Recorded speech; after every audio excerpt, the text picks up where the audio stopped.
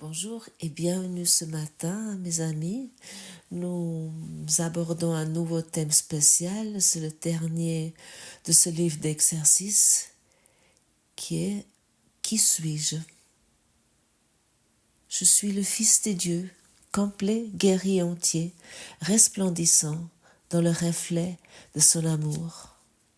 En moi, sa création est sanctifiée et la vie éternelle lui est garantie. En moi, l'amour est rendu parfait. La peur est impossible et la joie est établie sans opposer. Je suis la sainte demeure de Dieu lui-même. Je suis le ciel où réside son amour. Je suis sa sainte impeccabilité même, car dans ma pureté demeure la sienne. Et ce paragraphe ne parle pas de ce que nous devons devenir, mais ce que nous sommes déjà. Et dans cette description, ce que nous sommes, ce que tu es, Jésus, il démontre clairement que tu te différencies pas de lui. De lui, nous parlons ici de Dieu. Nous ne différencions pas ni de Jésus, ni de notre Père, notre source. Et tu te unis ici au même but, la même cause. Et lorsque tu partages le même but, la même cause, tu es un, nous sommes automatiquement un. Et c'est ça que nous apprenons avec ce cours. Et le cours, nous sommes invités ici à nous reposer dans une identité qui ne dépend ni de nos efforts ou de nos histoires personnelles. Et ce qui est demandé ici simplement, parce que ce passage, ce premier paragraphe, il est magnifique, mais il demande surtout une chose, de l'accepter simplement. Oui, ce que je lis ici, c'est moi en tant que fils de Dieu. Et pas de rajouter, oui, mais je ne suis pas encore prêt, et puis je ne suis pas assez bien, et puis j'ai encore fait ça, et puis j'ai encore des disputes, et puis j'ai encore des conflits, et puis je critique encore, et puis ça c'est pour des personnes vraiment très avancées, je ne peux pas accepter cela. Mais il te demande ici, il te décrit exactement comme tu es, et rien d'autre. Le reste, ce que tu penses de toi, confie toutes tes pensées de jugement sur toi et les autres à ton enseignant intérieur, à ton grand frère Jésus, et accepte ce paragraphe, accepte ce qui t'est dit ici. Nous poursuivons avec le paragraphe 2. Notre utilisation des mots tire à sa fin. Or, dans les derniers jours de cette année que nous avons donné ensemble à Dieu, toi et moi, nous avons trouvé un but indivisé que nous avons partagé. Ainsi tu t'es joint à moi, de sorte que ce que je suis, tu l'es aussi. La vérité, ce que nous sommes, ce ne sont pas des mots qui peuvent la dire ni la décrire, où nous pouvons nous rendre compte de notre fonction ici, et les mots peuvent en parler et l'enseigner aussi, si nous servons d'exemple des mots. Ça, c'est ce que j'ai mentionné tout à l'heure. Nous avons un seul but et qui nous unit, et dans ce but, nous sommes un. Mais c'est également ici, nous sommes également appelés, c'est que ces mots ne peuvent jamais contenir, oui, les mots ne peuvent jamais contenir la vérité, ce que nous sommes. Ils peuvent uniquement pointer, ils peuvent orienter, ils peuvent nous préparer l'esprit au silence, on pourrait dire. Parce que ce que nous sommes se reconnaît dans l'expérience partagée, mais pas dans la définition. Et l'expérience se fait intérieurement, nous pouvons ressentir cette expérience. ce que nous sommes. Le paragraphe 3 nous dit « Nous sommes les porteurs du salut. Nous acceptons notre rôle en tant que sauveurs du monde, qui est rédimé par notre pardon conjoint, et c'est là qui est notre don, par conséquent, nous est donné. Nous regardons chacun comme un frère, et nous percevons toutes choses comme douces et bonnes. Nous ne recherchons pas une fonction qui soit passée les portes du ciel. La connaissance reviendra une fois que nous aurons joué notre rôle. Nous ne nous soucions que de faire bon accueil à la vérité. Et le porteur du salut ne signifie pas sauver quelqu'un, mais pardonner avec. Le salut n'est pas un acte héroïque. Non, mais un choix intérieur répété. Voir l'innocence plutôt que la faute. En acceptant ce rôle, nous recevons exactement ce que nous offrons. Et le cours, oui, t'enseigne ici que c'est ton seul but d'être le sauveur de ce monde. C'est-à-dire de libérer ce monde de toute culpabilité, de toute faute. Et comme nous avons tellement, dans ces dernières leçons, on a tellement insisté, c'est de pratiquer le pardon. Pratiquer qu'il n'y a rien qui s'est passé, que ce sont que des erreurs de pensée. Et nous poursuivons avec le paragraphe 4. Nos yeux sont ceux par lesquels la vision du Christ doit un monde rédimé de toute pensée de péché. Nos oreilles sont celles qui entendent la voix pour Dieu proclamer que le monde est sans péché. Nos esprits sont ceux qui se joignent en bénissant le monde. Et de l'unité que nous avons atteinte, nous appelons tous nos frères en leur demandant de partager notre paix et de consommer notre joie.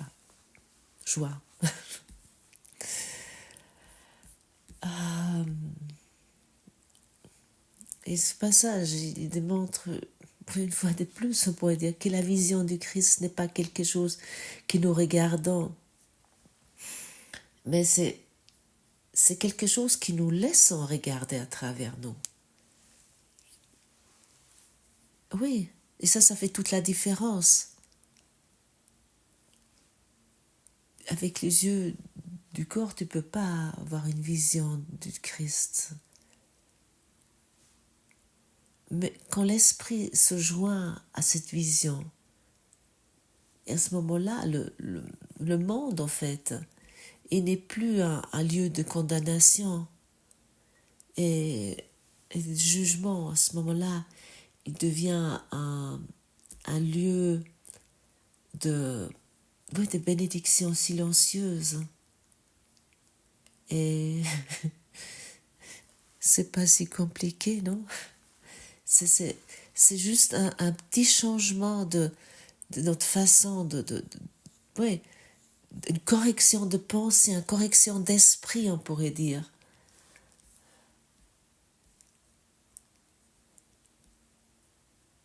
Et ici, cette année que nous avons passée avec ces leçons,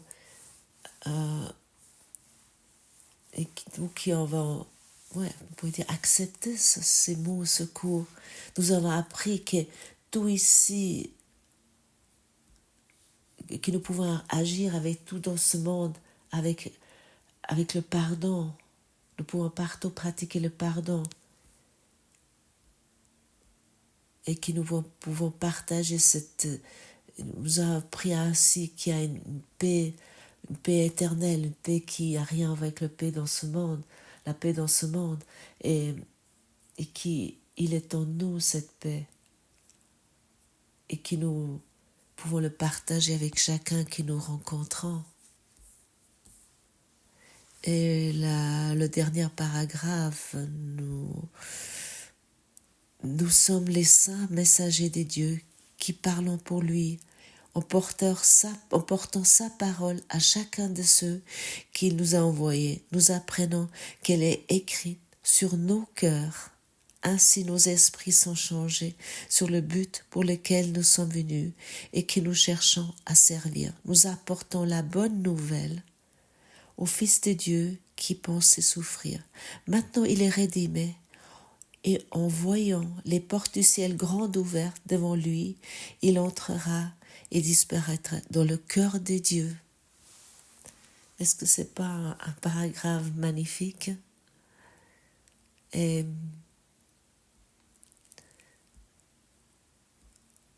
ce message que nous portons n'est pas appris à l'extérieur, comme c'est écrit si joliment, qu'il est. Je vous relis encore une fois cette phrase. Nous sommes les saints messagers de Dieu qui parlons pour lui et en portant sa parole à chacun de ceux qu'il nous a envoyés, nous apprenons qu'elle est écrite sur nos cœurs. C'est-à-dire que tout est en nous. Nous n'avons pas besoin d'accumuler un savoir extérieur. C'est simplement en nous. Et ça, c'est tellement important de se souvenir. Tout est en nous, tout est déjà établi.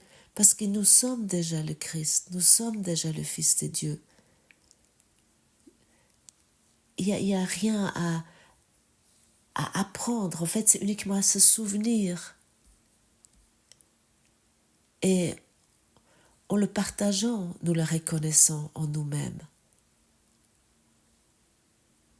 Parce que l'extérieur, tous nos frères et nos sœurs sont notre miroir.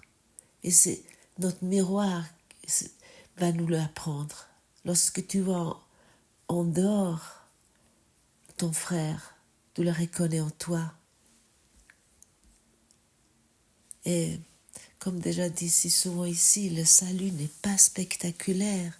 Un miracle n'est pas spectaculaire. C'est simplement le retour naturel à la paix. Il y a rien à faire que c'est ce souvenir. Et c'est ça que Jésus veut nous dire à travers ce cours. Qu'il est en chacun de nous. Et il est en chacun de nous en acceptant vraiment ce mot avec gratitude. Et que tu acceptes le pardon comme seul but ici, simplement. Je vous ai lu ce thème spécial qui suis-je et vous ai donné quelques explications, mais je vous invite de le lire encore une fois pour vous et peut-être, si vous avez envie, de le lire quotidiennement jusqu'à la fin de cette année, à la fin de ces leçons. Et peut-être il vous est très utile pendant cette période qui est parfois difficile, qui est parfois avec beaucoup de vagues, on pourrait dire, dans ce monde. C'est vraiment...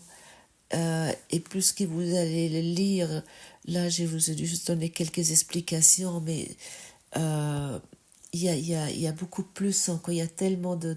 Si vous le lisez vraiment avec Jésus ou votre Seigneur intérieur, et vous le demandez de lire avec vous, vous allez avoir encore beaucoup plus des clés pour ça. Ça va venir beaucoup plus encore. Ça va vraiment entrer en vous, ce sentiment, ce qui vous êtes, ce qui nous sommes. Et aujourd'hui, la leçon qui suit ce thème spécial, la leçon 351, poursuit bien sûr avec ce thème. Et la leçon 351 dit « Mon frère sans péché est mon guide vers la paix. Mon frère sans péché est mon guide vers la paix. Mon frère pécheur est mon guide vers la douleur. Et je verrai celui que je choisis de voir. » Qui est mon frère, sinon ton saint fils? Donc ça commence directement avec une question, cette leçon aujourd'hui. Et quand je vois mon frère comme pécheur, je me définis moi-même comme séparé et coupable. Et cette vision de créer un monde de peur et de solitude, mais le cours nous rappelle que cette perception est un choix et qu'un autre choix est toujours possible. Et aujourd'hui, nous sommes au nouveau rappelés à ce choix. Si je le vois pécheur, je me proclame moi-même pécheur et non fils de Dieu seul et sans amis, dans un monde apeurant. Or, cette perception est un choix que j'ai fait et auquel je peux renoncer. Je peux aussi voir mon frère sans péché, comme étant ton saint fils. Et ce choix me fait voir mon impeccabilité, mon éternel consolateur et ami à mes côtés, et ma voix sûre et claire. Choisis donc pour moi, mon Père, par ta voix, car lui seul porte jugement en ton nom.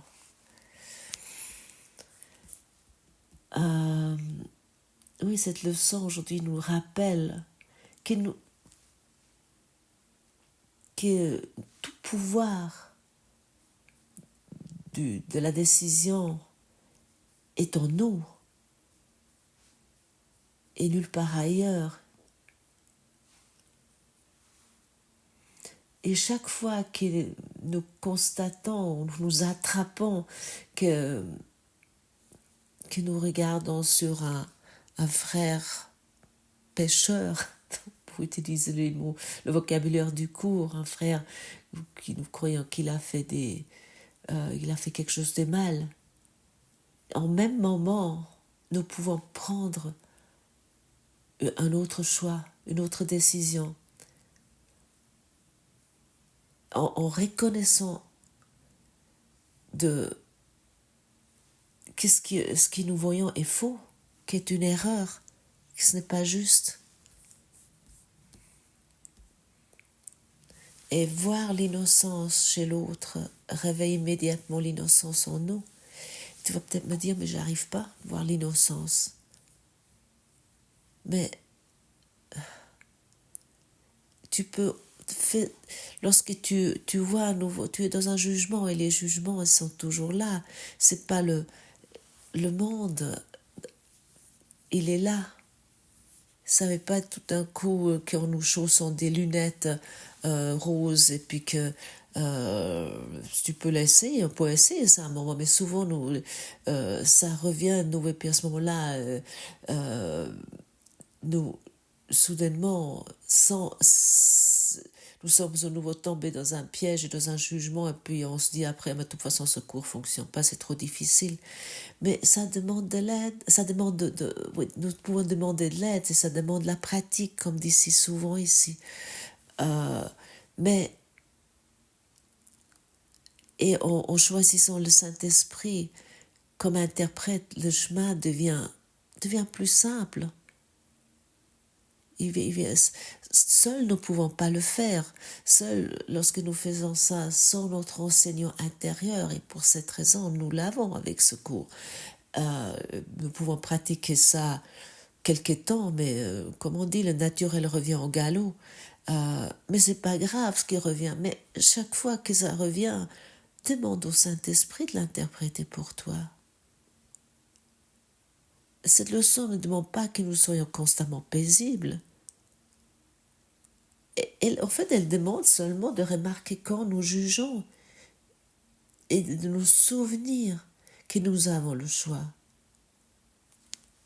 Et à ce moment-là, chaque irritation devient alors une invitation. Ça vient une invitation non, à se rappeler, pas à corriger, mais à se rappeler qu'est-ce que je veux voir, quel choix je veux prendre, quelle décision je veux prendre. Et qui je suis, ce texte cette question qui je suis, en fait, n'est pas une question à laquelle répondre, mais c'est une question à laquelle se reposer. Et la leçon 351 nous montre comment cette vérité se vit concrètement, ouais, dans chaque rencontre. Aujourd'hui, on nous demande qu'une chose, c'est que de choisir à nouveau.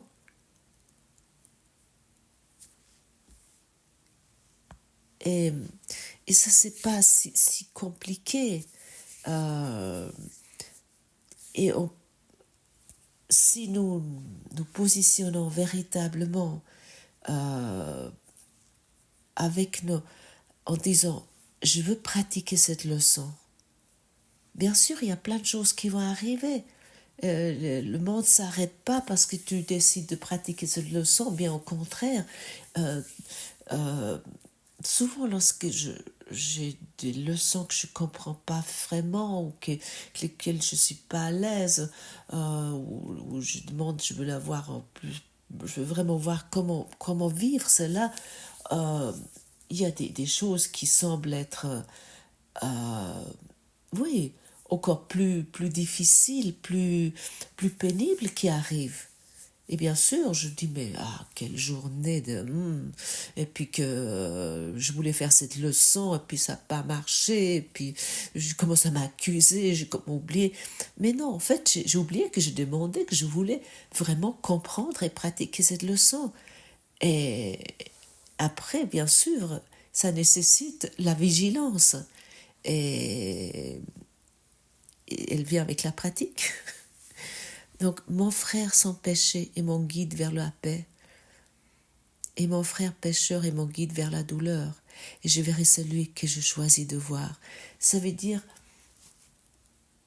bien sûr, il y a des personnes qui vont arriver, qui vont t'agacer, qui vont t'interpeller, qui vont te déroger, qui vont t'énerver. Mais c'est là, lorsque quelqu'un arrive, peut-être tu vas au travail, et puis hop, il y a à nouveau toujours le même collègue qui t'insupporte, il est là.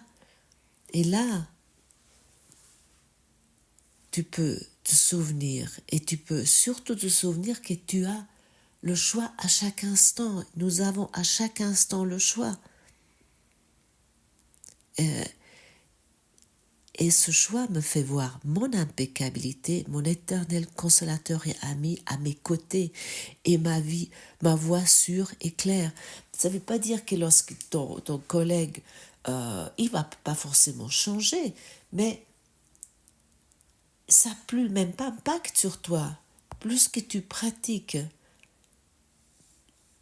de voir le Saint-Fils dans la forme, mais il y a plus ce même énervement qui monte comme un feu en toi. Peut-être tu connais ça aussi, tu vois quelqu'un, et puis il y a quelque chose de, oui, de quasiment physique qui se passe à l'intérieur. Intérieurement, il y a les poils qui se dressent, ou je sais pas comment dire ça, mais non.